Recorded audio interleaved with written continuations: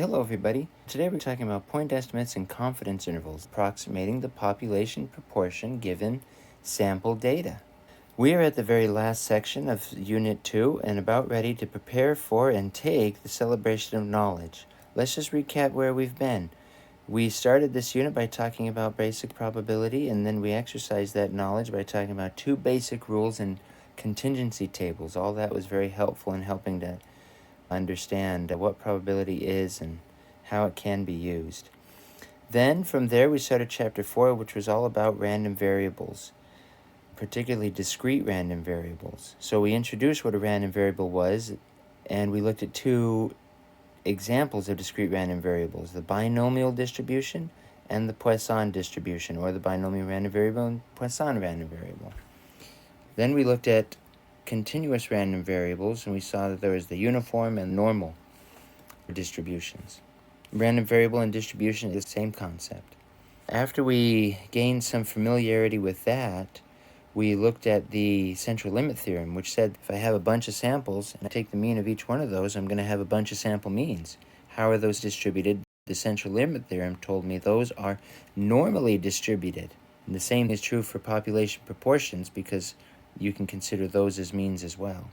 Once we knew that those sample means and sample proportions were normally distributed, we could do probability on those. Now we're going to take our first look at inferential statistics to infer the best population proportion and population mean.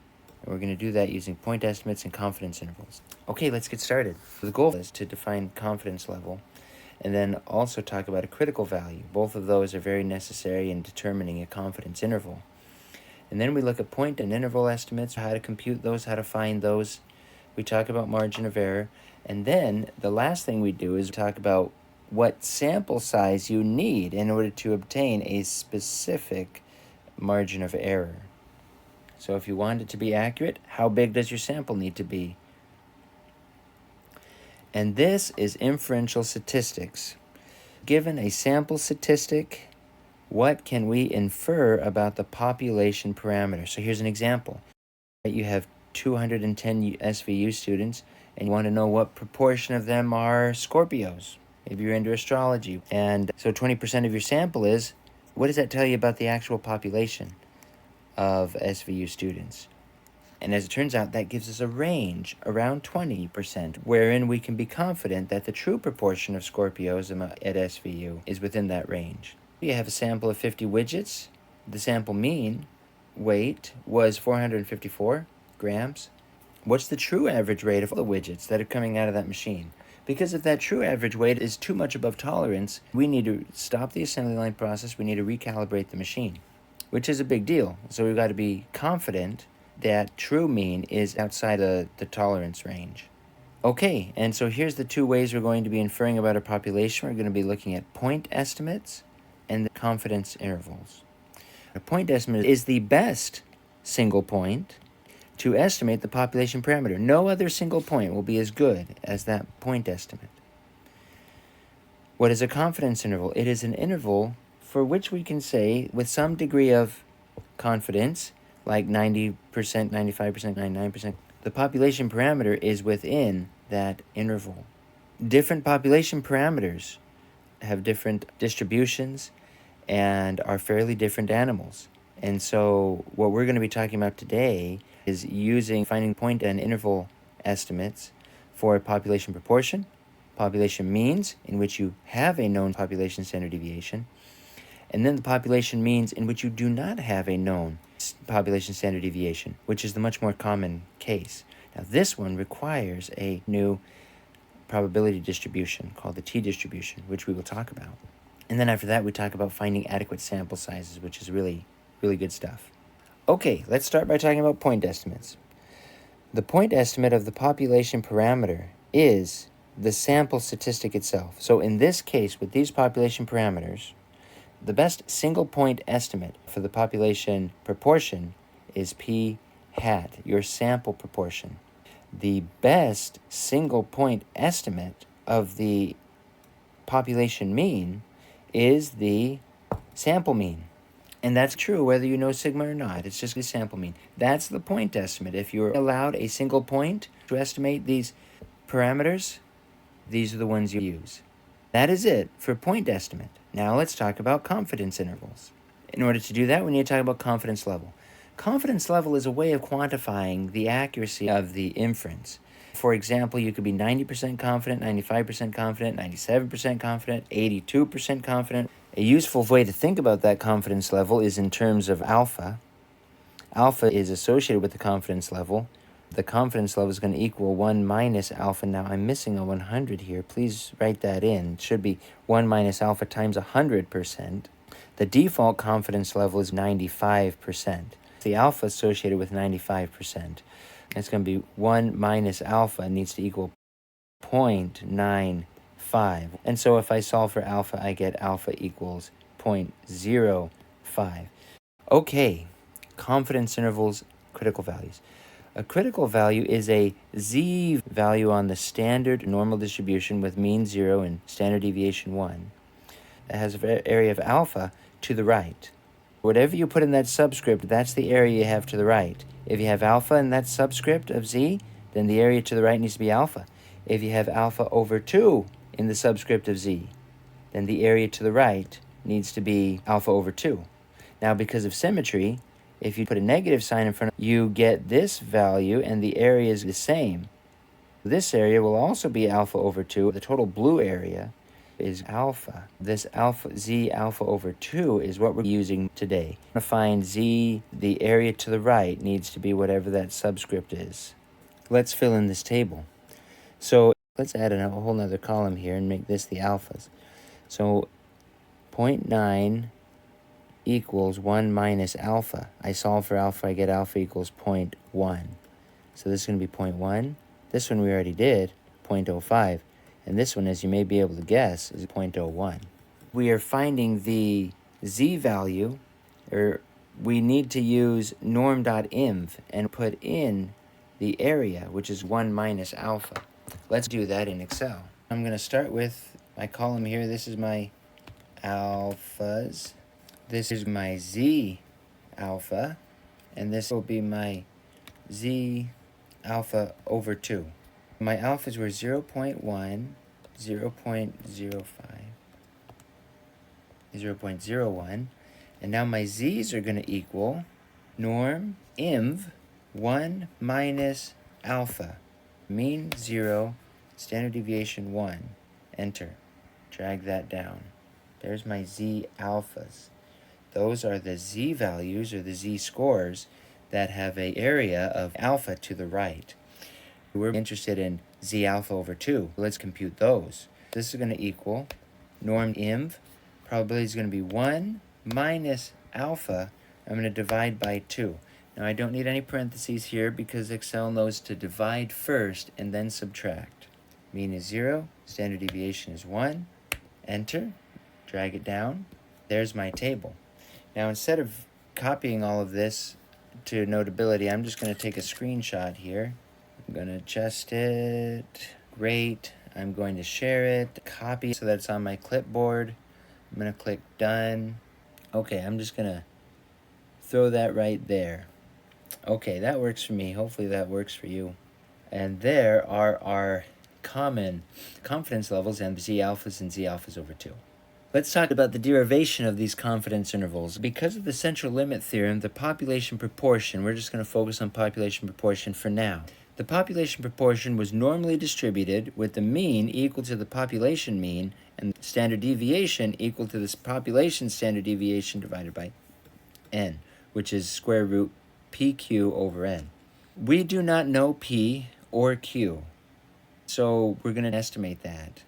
We estimate P and Q to get our standard deviation by P hat and Q hat. Remember, Q hat equals 1 minus P hat in here.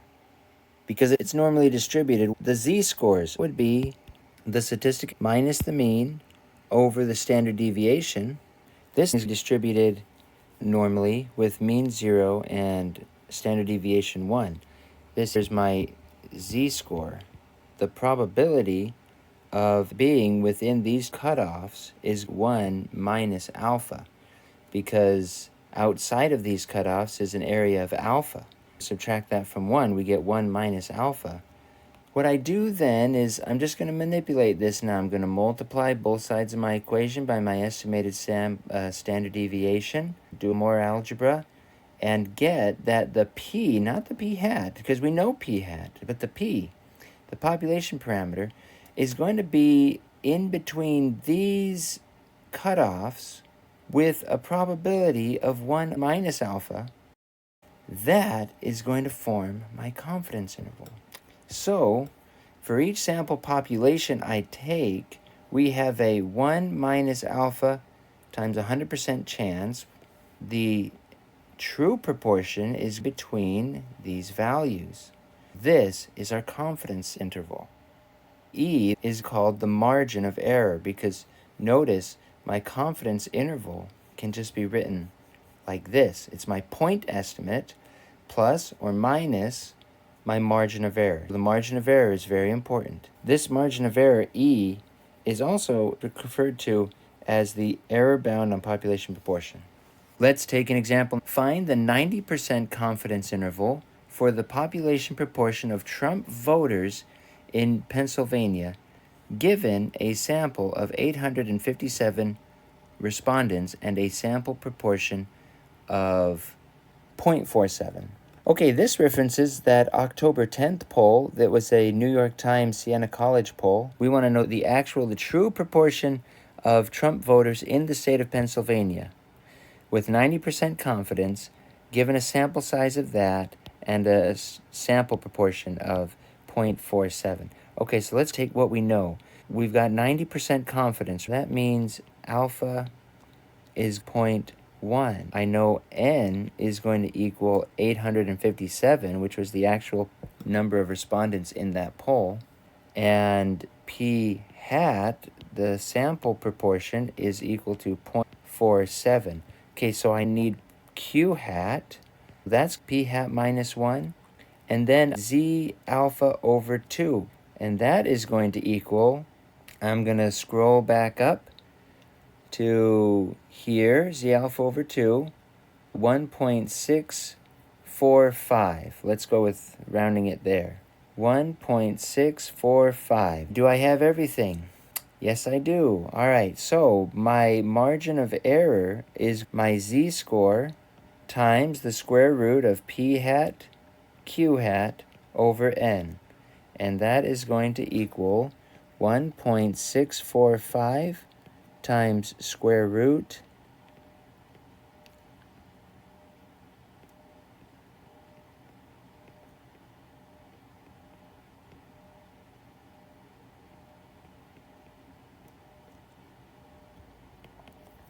Let's put it in Excel. I need p hat, I need q hat, 1 minus p hat, I need n, 857, I need alpha, 0.1.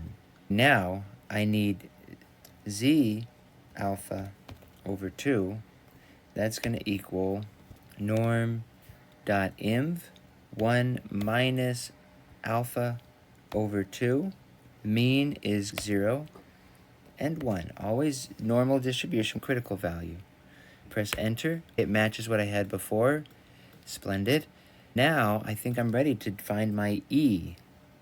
E equals z times square root p times q divided by n. All of that is in the square root. Now press enter. 0.028, there's my margin of error here. And so my confidence interval is going to have a lower cutoff of equals p hat minus e, enter, and the upper is going to be, that's going to equal p hat plus e. Hit enter. There's my confidence interval for 90% confidence for the actual proportion of Trump voters in Pennsylvania based on that New York Times Siena college poll. Very good. I think what I'm going to do is, you know what, I'm going to do my trick again. I'm going to screenshot that and report that. Hit done, copy and delete. Great function. Paste it, perfect. It's a little too big, make it smaller, put it right there. Writing it out, this is 0.028, that's 2.8%. My confidence interval, p hat, is 0.47, plus or minus our margin of error, 2.8%. The margin of error is 2.8. And if you listen to the news a little bit, people are reminding us that these polls are so close that Trump and Harris are within a margin of error of each other. The margin of error of this New York Times Siena poll was 2.8%. The actual proportion could be as much as 49.8% and as low as 0.44%. And so that's my confidence interval there. Okay, now, since I have all that in Excel, let's jump back to Excel and play around with it. Everything in this box here, I recommend you do this. Let's see, how do I make a border? Border, all border, okay. Everything in the bordered boxes I can change, and everything else will change automatically. Suppose I changed my alpha value. Rather than 90% confidence, I wanted 99% confidence. So now my alpha is 0.0. If I do 99% confidence, what happens? My margin of error increased and nearly doubled. The true proportion of Trump voters could be as much as 51% or as low as 42%. All right, so when you increase your margin of error, of confidence, you're hedging your bets. To be more confident, you need to be more vague. Now what I want to talk about is the sample mean. The sample mean follows a similar derivation with the 1 minus alpha equals the probability, You end up getting a similar thing here.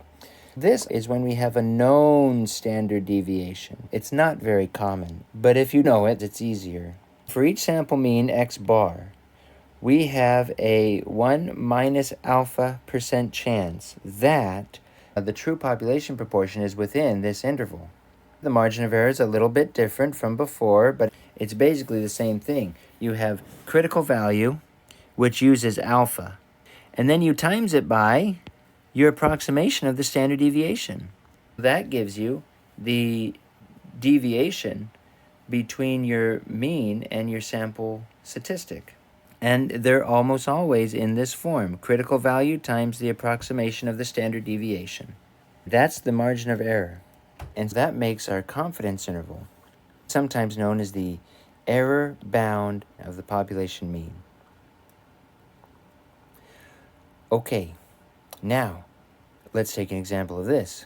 So, it has been shown that the standard deviations of the weights between various populations of mice are essentially the same at 0.02 ounces. In a sample of 30 mice from a particular field, the sample mean was 0.72 ounces. Provide a 92% confidence interval estimate of the true mean weight of this population of mice. What do we know? Well, we know the confidence level. That's going to be 92%. And so that means alpha equals what? 0.08. We also know the sample mean. That's 0.72 ounces. We know the standard deviation, which is 0.2 ounces. I think that's all we need. We get the z value from the alpha. We just need the sigma n. Oh, n is 30. We need the x bar. All right, let's jump over to Excel and set this up. Let's copy it. Paste it. In place of p hat, I want x bar. And x bar equaled 0.72. In place of q hat, I'll just put in sigma. And sigma was n was 30, and alpha was 8. Okay, now let me just check and make sure all this stuff makes sense. Yeah, that looks good. That's the z, that's what I want. This, okay, this is not correct. I'm going to need to change this formula here. All right, let me just, so I want to multiply by z. I need to multiply sigma divided by the square root of n. So there's my margin of error. This should be what I want. It's the x bar minus the margin of error, and the other one is the x bar plus the margin of error. That looks complete. So I'm going to say this is for portion.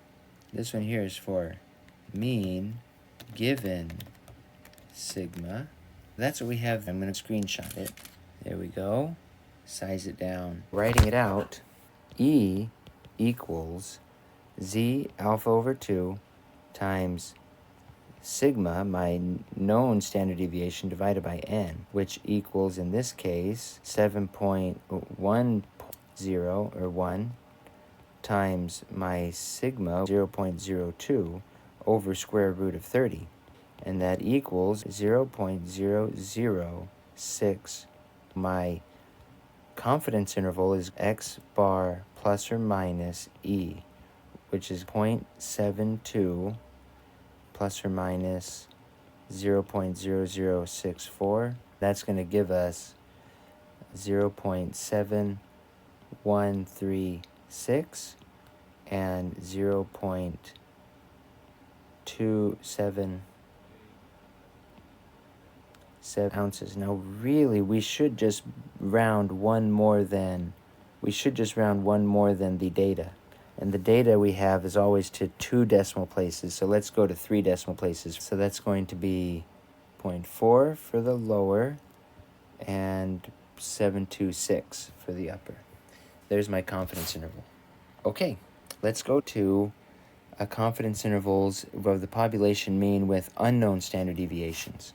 Unfortunately, this is not normally distributed.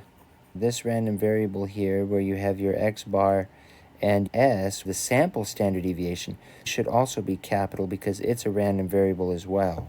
So you've got these 2 random variables. It's a fairly complex thing. It turns out it is not normally distributed. Instead, it follows a t-distribution. A t-distribution is bell-shaped, mean 0, and it looks like the normal distribution. In fact, as the degrees of freedom, which is an input parameter for the t-distribution, as the degrees of freedom gets large, this thing approaches the normal distribution.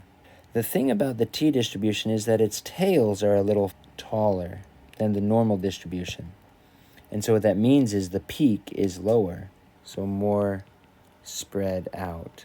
It's always going to be more spread out. The standard deviation is always going to be bigger. Now that's the t-distribution. I have drawn it here with three different degrees of freedom.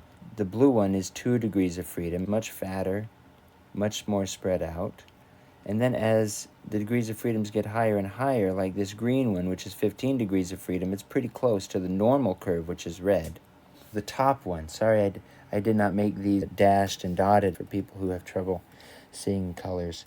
This top one here is the normal, and the second to the top one is df equals 15. So we've got this t-distribution. What that means is new critical values. We don't have z alpha, we have t alpha, but the same idea applies. In Excel, there is a t.inv that can give us the critical values. You need to put in the appropriate degrees of freedom. Okay, let's get to it. This confidence interval is going to follow the same structure as before. We're going to have a critical value, t, defined using alpha and n. Now, why n? The degrees of freedom is n, your sample size, minus 1. Alpha and n go into making t.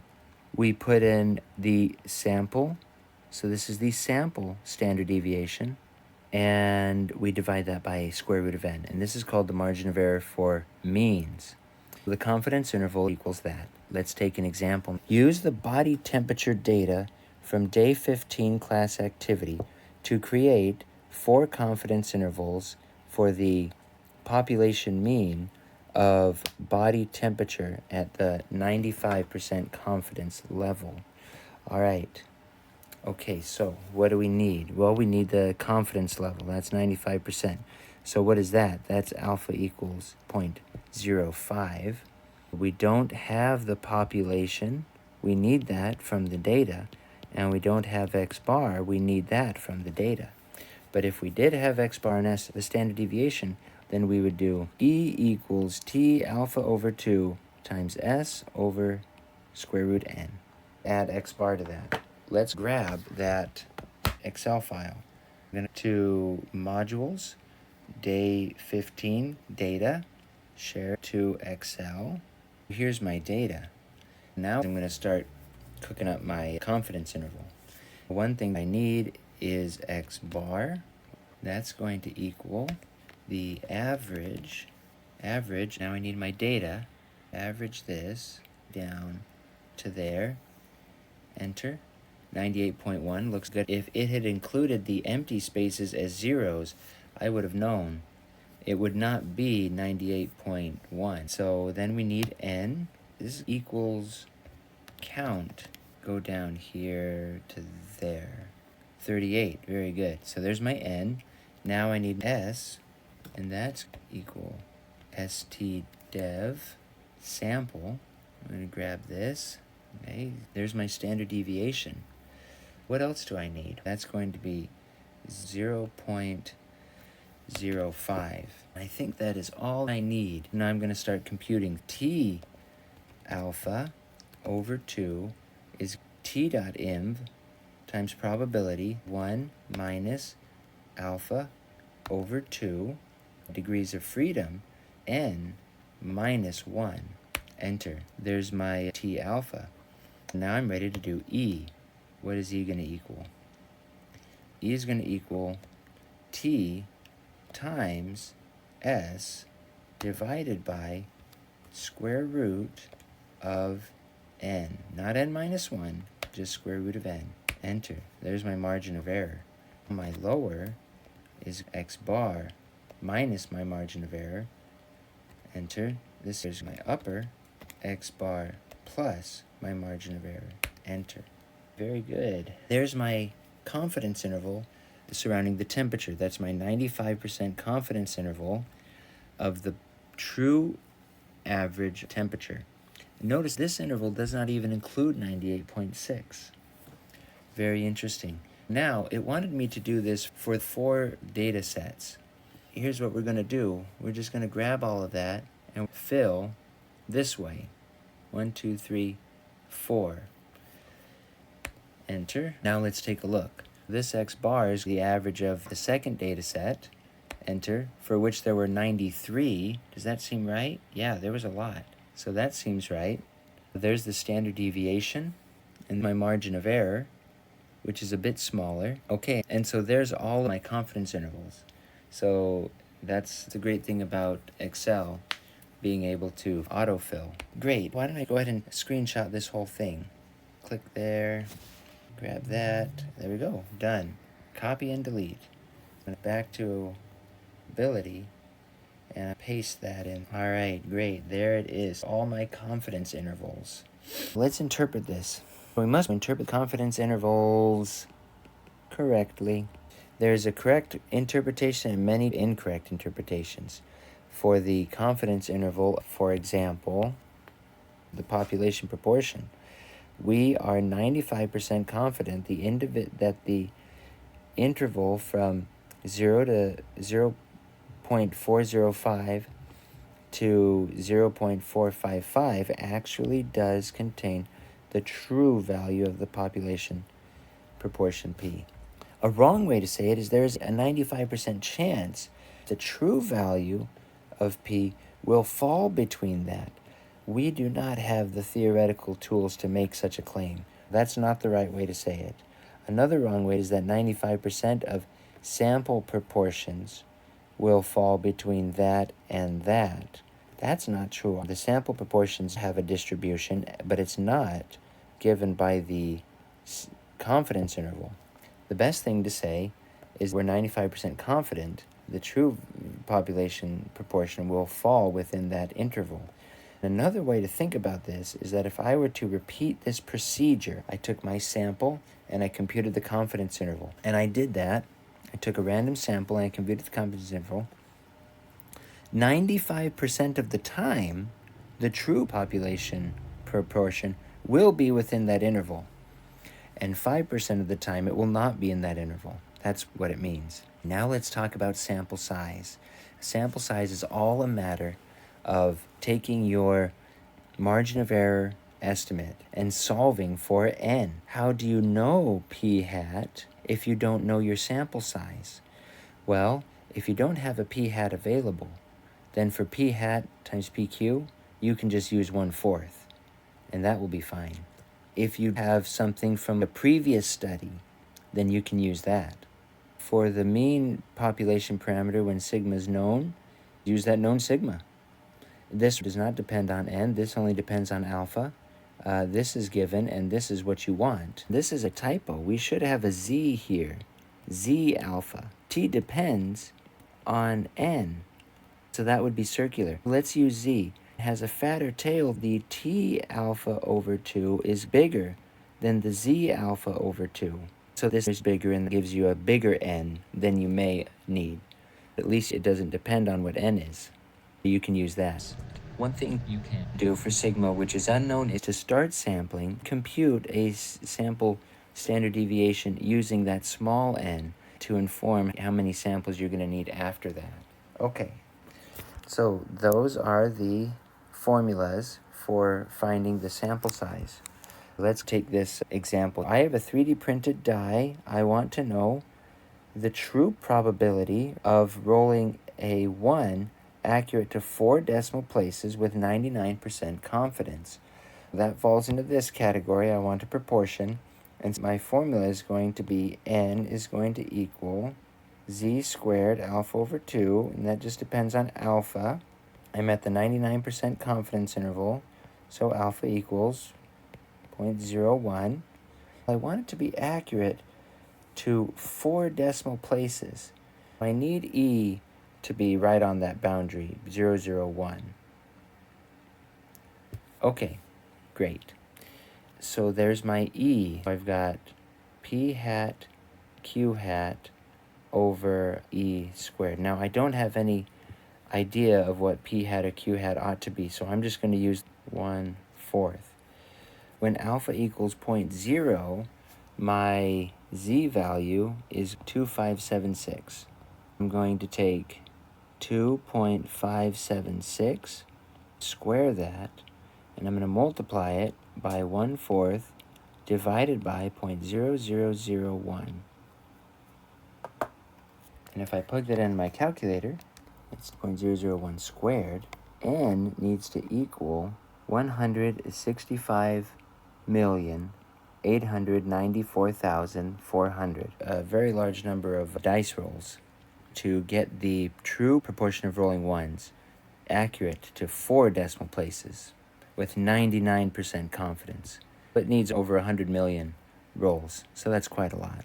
How many SVU students should I sample to find confidence interval of the true mean height of students at 99% confidence level and a margin of error less than 2 inches? Everything's going to be done to the inch, so E is going to be 2 inches. N is going to equal Z. I don't know the actual standard deviation, but for my formula, I use Z. That's Z squared alpha over 2 times my standard deviation. The height for all women is more than the standard deviation for women. This was from a previous study. Standard deviation of women was 2.9, bigger than the standard deviation of men. I'm going to use 2.9 as the standard deviation here. So 2.9 squared divided by 2 squared. That's going to equal. Now, in problems like these, they're either going to give you a sample standard deviation or they'll something to put in here. You won't need to look up a previous study for the homework. You probably will in real life, but not for the homework. Okay, and so what is that? That's my same z alpha over 2 as before. 2.576 squared times 2.9 squared divided by 2 squared, which is 4. Press enter. I really only need 13.95. always round up. Even if a 13.1, round up to 14. Remember, the sample has to be good. It has to be a random sample. If the sample's not good, you're going to see bias, and the margin of error will not be accurate. That was 2 inches, more than half of the standard deviation. That was not a very strict. If we wanted to make it to the nearest half inch, how many would we need? We want it down to the nearest half inch. That would be that times 29.2 or 22.9 squared over 1/2 squared. What would that require? Go ahead and put that in. When I do that, I get 223, but I need to round up to 224. If I wanted it to the half inch, I'm going to need a lot more. Let's go ahead and recap. We talked about estimating population parameters given sample statistics, and there's 2 ways you could do that. You could use a point estimate, or you could use an interval estimate, usually called a confidence interval. We looked at the population proportion, confidence intervals for the population proportion, the population mean with sigma, and the population mean without sigma. This one here required the t distribution, which basically behaves like the normal distribution, except you need to put in degrees of freedom, which is n minus 1. Then we discussed how to find sample size. Good luck on the homework, and we'll see you soon.